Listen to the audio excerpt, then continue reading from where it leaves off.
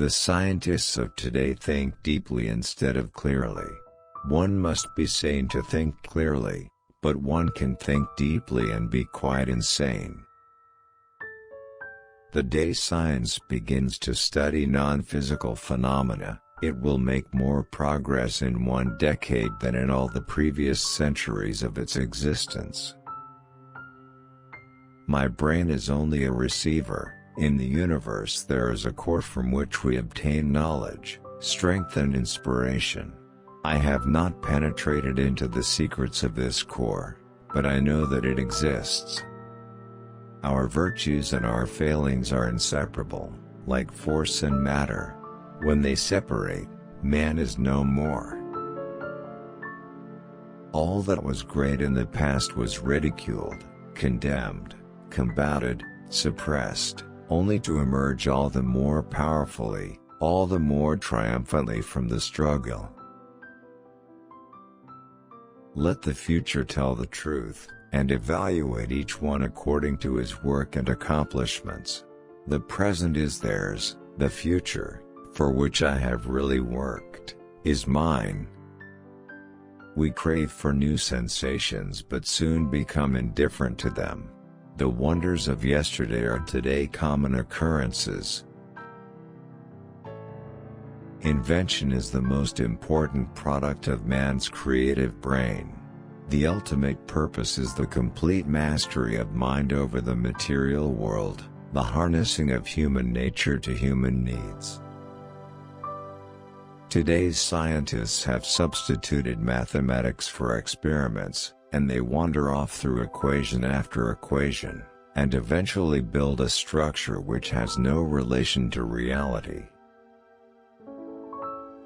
So astounding are the facts in this connection, that it would seem as though the Creator, himself had electrically designed this planet. Most persons are so absorbed in the contemplation of the outside world that they are wholly oblivious to what is passing on within themselves. But instinct is something which transcends knowledge. We have, undoubtedly, certain finer fibers that enable us to perceive truths when logical deduction, or any other willful effort of the brain, is futile. Most certainly, some planets are not inhabited, but others are, and among these there must exist life under all conditions and phases of development. Every living being is an engine geared to the wheelwork of the universe. Though seemingly affected only by its immediate surrounding, the sphere of external influence extends to infinite distance.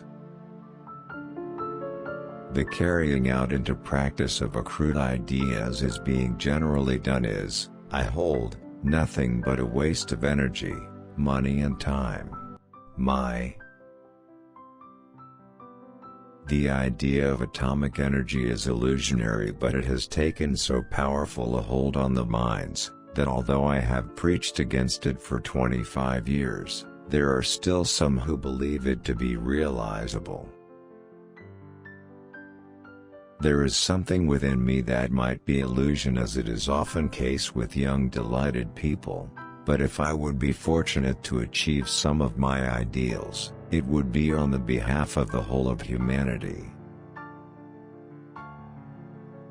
The progressive development of man is vitally dependent on invention. It is the most important product of his creative brain. One may feel a sudden wave of sadness and rake his brain for an explanation when he might have noticed that it was caused by a cloud cutting off the rays of the sun.